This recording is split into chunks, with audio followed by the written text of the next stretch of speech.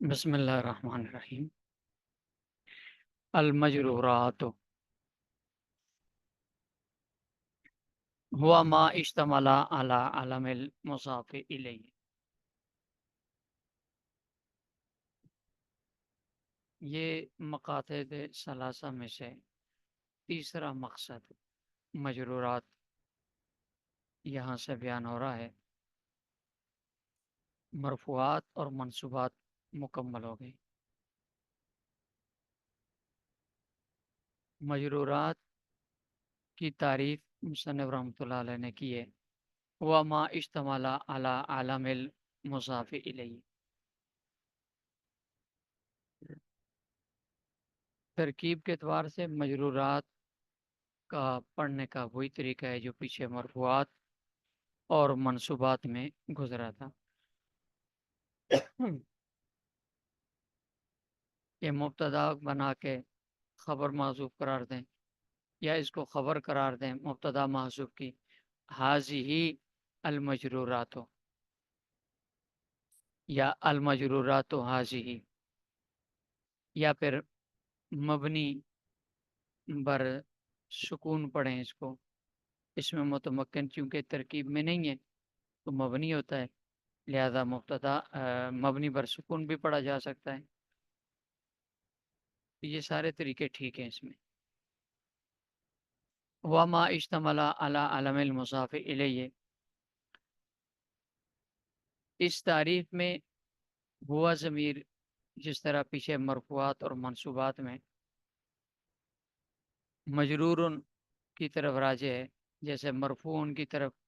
اور منصوب کی طرف تھا، جو مجرورات کے ضمن میں مجرور ہے یہ اس کی طرف راجع ہے۔ مجرور کی جمع مجرورات جمع مؤنث سالم کے وزن پر لائے گی ہے، کیونکہ یہ غیر ذوی العقول میں سے ہے، اور غیر ذوی العقول کی جمع جمع مؤنث سالم کے وزن پر آتی ہے۔ وما اشتمل علی علم المضاف الیہ، مجرور وہ اسم ہے جو مضاف الیہ کی علامت پر مشتمل ہو۔ مضاف الیہ کی علامت چونکہ جر ہے، لہذا مجرور کی تعریف یہ ہوگی کہ مجرور وہ اسم ہے جو جر پر مشتمل ہو، علامت جر پر مشتمل ہو۔ اور پھر آپ نے پیچھے اعراب کی بحث میں یہ بات پڑھی تھی کہ جر کے تین صورتیں ہوتی ہیں۔ جر کبھی کسرہ کی صورت میں آتی ہے جیسے مررت بزید، جر کبھی فتح کی صورت میں ہوتی ہے جیسے غیر منصرف میں ہوتا ہے مررت باحمد، اور جر کبھی یا کی صورت میں ہوتی ہے جیسے اسماء ستہ مکبرہ میں ہوتا ہے مررت باخیک۔ تو مجرورات کی تعریف یہ ہوئی کہ مجرور وہ چیز ہے جو مشتمل ہو مضاف الیہ کی علامت یعنی کسرہ پر، جر پر مشتمل ہو۔ والمضاف الیہ کل اسم نصب الیہ شیء بواسطہ حرف الجر لفظا او تقدیرا مرادا۔ اس عبارت میں مصنف رحمۃ اللہ علیہ نے مضاف الیہ کی تعریف کی ہے کہ مضاف الیہ وہ اسم ہے جس کی طرف حرف جر کے واسطے سے کسی چیز کی نسبت کی گئی ہوا کل اسم المضاف الیہ، مضاف الیہ کل اسم ہر وہ اسم ہے نصب الیہ شیء جس کی طرف منسوب کی گئی ہو کوئی چیز بے واسطہ حرف الجر، حرف جر کے واسطے سے۔ اس تعریف میں لفظ اسم جو ہے کل اسم میں لفظ اسم عام ہے، خواہ حقیقی اسم ہو جیسے غلام و زیدن میں ہے، زیدن حقیقتاً اسم ہے، یا اس میں تعویلی ہو، اس میں حکمی ہو۔ اس میں تعویلی اور اس میں حکمی وہ جملہ فعلیہ ہے جس کو اسم کی تعویل میں کیا جاتا ہے، جیسے بعض اسماء ظروف کے مضاف الیہ جو ہوتے ہیں جملہ کی طرف وہ مضاف ہوتے ہیں، جیسے حین کا لفظ جملے کی طرف مضاف ہوتا ہے، اور اسی طرح کیا کہتے ہیں اس کو، یوم کا لفظ جملے کی طرف مضاف ہوتا ہے، یوم ینفع الصادقین صدقہم، اسی طرح یوم ینفخ فی الصور، اس میں یہ جو جملہ ہے ینفع الصادقین صدقہم اور ینفخ فی الصور، یہ پورا جملہ فعلیہ مفرد کی تعویل میں ہو کر یوم کا مصافلہ بنتا ہے، یوم نفع صادقین صدقہم اور یوم نفخ فی الصور ہے۔ تو اسم عام ہے، خاص صراحتاً حقیقتاً اسم ہو جیسے غلام و زیدن کے اندر ہوتا ہے، یا تعویلاً اور حکماً اسم ہو، یعنی جملے کو مفرد کی تعویل میں کر دیا گیا ہو۔ اور کلو اسم نصب الیہ شیء، اس میں لفظ شے جو ہے یہ بھی عام ہے کہ شے اسم ہو، جیسے غلام و زیدن میں غلام و اسم ہے، یا فعل ہو جس کو حرف جر کے واسطے سے منسوب کیا گیا ہو، جیسے مررت بزیدن میں مررت فعل کو با جارہ کے ذریعے زیدن کی طرف منسوب کیا گیا، یا شبہ فعل ہو جیسے انا ضارب زیدن میں ضاربن صیغہ صفت، اس میں فاعل کو زیدن کی طرف مضاف کیا گیا ہے اور یہ شبہ فعل ہے، تو شے سے مراد بھی یہ عام ہے۔ اچھا، یہ جو مصنف رحمۃ اللہ علیہ نے مضاف الیہ کو مجرور کہا ہے، اور کیا کہتے ہیں اس کو مجرور، مضاف الیہ کو مجرور نہیں، مجرور بحرف الجر کو مضاف الیہ کہا ہے۔ کلو اس میں نصب الیہ شیئن بواسطہ حرف الجر ہے، حرف جر کے واسطے سے کوئی چیز اس کی طرف نسبت کی گئی ہو، منسوب کی گئی ہو، تو اس کو مجرور بحرف الجر کو مصنف نے مضاف الیہ کہا ہے۔ یہ اصل میں امام سیبوی کی اصطلاح ہے۔ امام سیبوی رحمۃ اللہ علیہ مضاف الیہ کی یہ تعریف کرتے تھے، مصنف رحمۃ اللہ علیہ نے بھی ان کی اتباع میں یہ تعریف کی ہے، ورنہ جمہور نحوی حضرات مضاف الیہ اور مضاف صرف مرکب اضافی کی جو ترکیب ہے اس کو کہتے ہیں، اور جس کو مصنف نے اور امام سیبوی نے مجرور کہا ہے نا، اس کو وہ مضاف الیہ کہا ہے، اس کو مضاف الیہ نہیں کہتے بلکہ جار مجرور کہتے ہیں جمہور۔ تو جس کو مصنف رحمۃ اللہ علیہ مضاف الیہ کہہ رہے ہیں، مجرور پہ حرف الجر اس کو عام طور پر نحوی حضرات کہتے ہیں۔ مضاف الیہ کل اسم، ہر وہ اسم ہے نسب الیہ شیء جس کی طرف منسوب کیجیے کوئی چیز بے واسطہ حرف الجر ہے، حرف جر کے واسطے، لفظاً او تقدیراً مراداً۔ مصنف رحمۃ اللہ علیہ فرماتے ہیں کہ حرف جر عام ہے، خواہ لفظاً موجود ہو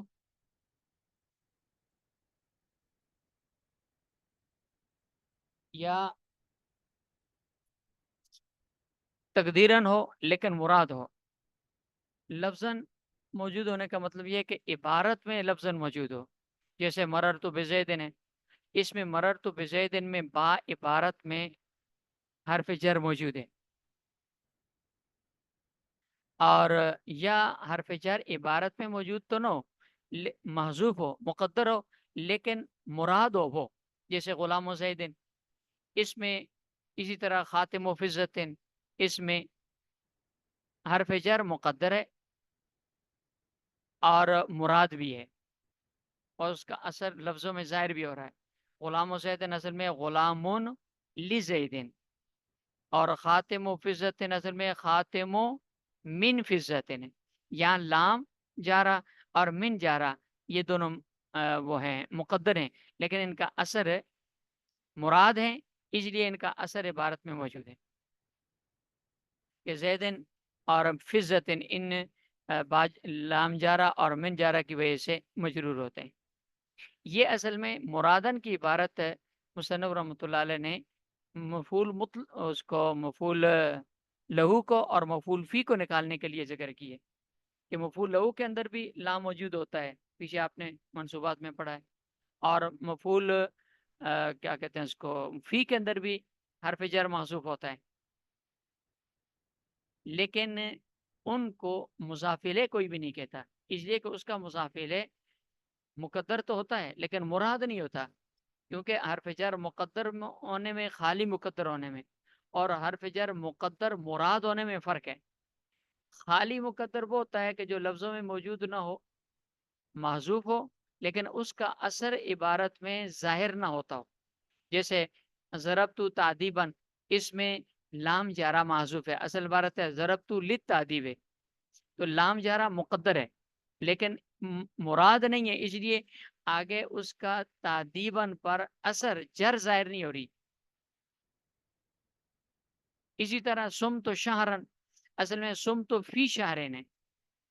فی حرف جر مقدر ہے لیکن مراد نہیں ہے، اس لیے کہ اس کی آگے اثر جو ہے جر وہ لفظوں میں ظاہر نہیں ہو رہا، شارن پر نصب ہے، جر نہیں آ رہی۔ اور حرف جر مقدر مراد وہ ہوتا ہے کہ جو لفظوں میں موجود نہ ہو، مقدر ہو، لیکن اس کا جو اثر ہے وہ آگے اپنے مجرور پر دکھائی دے، جیسے غلام و زیدن، اس میں زیدن پر حرف جر مقدر ہے، اصل میں غلام لزیدن تھا، اور خاتم و فزتن، اصل میں خاتم و من فزتن تھا، پھر لام کو بھی اور من کو بھی مقدر کر دیا، لیکن یہ مراد ہیں اس لیے ان کا اثر آگے الاسم پر ظاہر ہو رہا ہے کہ زیدن بھی مجرور ہے اور فزتن بھی مجرور۔ تو مفعول مطلق اسے مفعول لہو اور مفعول فی کو مضاف الیہ کی تعریف سے نکالنے کے لیے مصنف رحمۃ اللہ علیہ نے اور تقدیرن کے ساتھ مرادن کی قید لگائی، کیونکہ اگر خالی تقدیرن ہوتا نا تو مفعول فی بھی اس میں شامل ہو جاتا، اور یہ کیا کہتے ہیں اس کو مفعول لہو بھی اس میں شامل ہو جاتا۔ فالتقدیر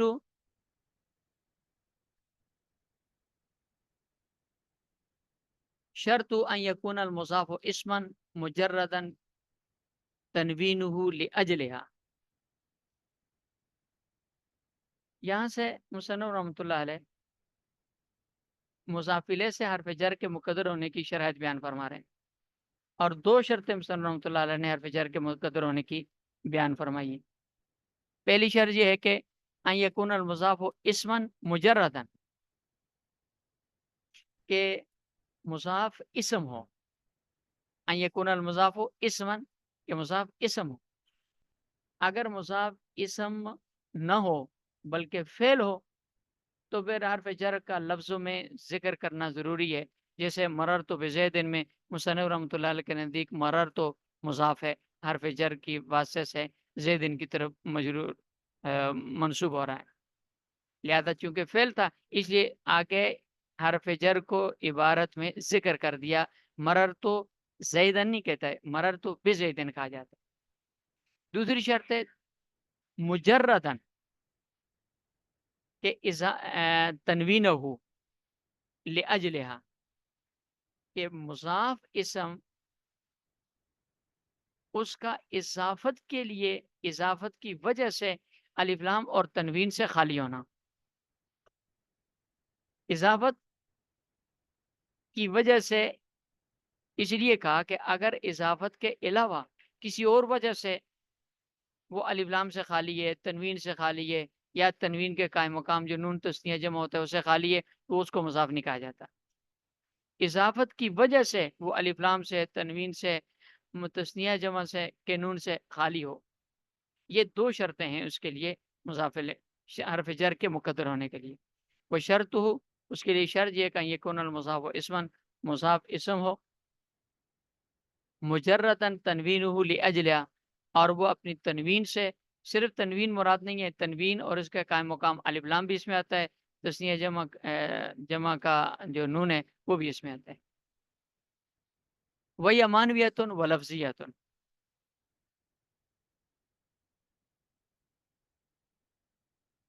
جس اضافت میں حرف جر مقدر ہوتا ہے، مصنف رحمۃ اللہ علیہ یہاں سے اس کی تقسیم بیان فرما رہے ہیں کہ وہ اضافت جس میں حرف جر مقدر ہو اس کی دو قسمیں ہیں، اضافت مانوی اور اضافت لفظی۔ پہلے مصنف اضافت مانوی کو بیان کریں گے، پھر اس کے بعد اضافت لفظی کو بیان کریں گے۔ وہی مانویتن و لفظیتن، فل مانویت ان یکون المضاف غیر صفت مضافت الی معمولہ، کہ اضافت مانوی وہ اضافت ہوتی ہے کہ جس میں مضاف صیغہ صفت نہ ہو، غیر صیغہ صفت ہو، اور مضاف ہو اپنے معمول کی طرف۔ معمول سے مراد اس میں فاعل یا مفعول ہے، اس میں فاعل نہیں، فاعل یا مفعول مراد۔ تو غیر صیغہ صفت ہو غیر صیغہ صفت سے مراد اس میں جامد ہے، تو یعنی غیر صیغہ صفت اس میں جامد معمول کی طرف مضاف ہو، یعنی ایسے اسم کی طرف مضاف ہو جو فاعل یا مفعول بن سکتا ہو، جیسے غلام و زیدن میں اس میں غلام ہو، اس میں جامد ہے جو مضاف ہے زیدن کی طرف، اور زید کا لفظ جو ہے وہ یہ فاعل بھی بن سکتا ہے مفعول بھی بن سکتا ہے، یا مضاف تو صیغہ صفت ہو لیکن جس کی طرف مضاف ہے وہ معمول نہ ہو، مضاف الیہ جو ہے وہ معمول نہ ہو، جیسے یعنی غیر صیغہ صفت غیر معمول کی طرف مضاف ہو، جیسے کریم البلد ہے،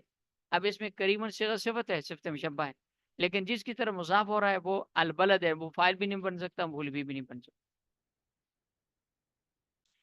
وہی لفظیتن و مانویتن، مانویتن و لفظیتن، یہ اضافت مانوی بھی ہوتی ہے لفظی بھی ہوتی ہے۔ فالمانویت تو مانوی وہ ہوتی ہے ان یکون المضاف غیر صفت، کہ مضاف غیر صیغہ صفت ہو، مضاف الی معمولہ، وہ اپنے معمول کی طرف مضاف، وہی اما بمعنی علام، یہ آگے مضافت مانوی کی تین قسمیں بیان فرما رہے ہیں کہ اضافت مانوی کی تین قسمیں۔ نمبر ایک وہ اضافت جو بتقدیر لام ہو، فی ما عدا جنس المضاف وظرفی، یعنی اضافت لام بتقدیر لام، جس کو اضافت لامی کہا جاتا ہے، یہ وہ اضافت ہوتی ہے کہ جس میں مضاف اپنے مضاف الیہ کے لیے، مضاف الیہ اپنے مضاف کے لیے نہ جنس میں ہوتا ہے اور نہ اس کے لیے ظرف ہوتا ہے، جیسے غلام زیدن، اب زید یہ غلام کی جنس نہیں ہے، جنس کا مطلب یہ ہے کہ عین مضاف نہ ہو، مضاف اور مضاف الیہ دونوں کا مصداق ایک نہ ہو بلکہ دونوں کا مصداق الگ الگ ہے، غلام کا مصداق الگ ہے، زید کا مصداق الگ الگ ہے، اور دوسرا زید اپنے مضاف غلام کے لیے ظرف بھی نہیں ہے کہ یعنی اس کے لیے وقت وغیرہ یا اس کے لیے جگہ وغیرہ بھی نہیں ہے، لہذا اس کو اضافت لامی کہا جاتا ہے، جیسے غلام و زیدن، یہ اصل میں غلام لزیدن۔ وَإِمَّا بِمَعنَى من، دوسری قسم ہے اضافت بتقدیر من، جس کو اضافت منی کہا جاتا ہے، یہ وہاں ہوتی ہے کہ جہاں مضاف الیہ اپنے مضاف کی جنس میں سے ہو، جنس کا مطلب یہ ہے کہ عین مضاف ہو، جیسے خاتم و فضت، اب خاتم اور فضہ دونوں ایک ہی چیز ہے، چاندی کی انگوٹھی، اب اس کو آپ چاندی کی انگوٹھی بھی کہہ سکتے ہیں چاندی بھی کہہ سکتے ہیں کیونکہ دونوں چیزیں ایک ہی ہے، یہاں اضافت بتقدیر من ہوتی ہے، خاتم من فضت، تیسری قسم ہے او بمعنی فی، یعنی وہ اضافت کہ جو بتقدیر فی ہوتی ہے، جس کو اضافت فیوی کہا جاتا ہے، اس میں مضاف الیہ اپنے مضاف کے لیے ظرف ہوتا ہے، فی ظرفی، جیسے بیت زیدن، فرس بکرین، یہ نہیں بیت زیدن نہیں، ضرب الیوم، مکر اللیل، بل مکر اللیل والنہار اذ تأمروننا، اس میں مکر کے لیے لیل ظرف ہے، ضرب کے لیے الیوم یہ ظرف ہے کہ دن میں مار پڑیے، ظرف خواہ مکان ہو یا زمان ہو، جیسے قتیل و کربلا، ضرب الیوم قتیل و کربلا، وہ قلیل، مصنف رحمۃ اللہ علیہ فرماتے ہیں کہ اضافت کی یہ جو تیسری قسم ہے اضافت بتقدیر فی، یہ بہت کم استعمال ہوتی ہے، باقی دو زیادہ استعمال ہوتی ہیں۔ تینوں کی مثالیں، پہلی کی مثال ہے غلام و زیدن، دوسری کی مثال ہے خاتم و فضت، تیسری کی مثال ہے ضرب الیوم۔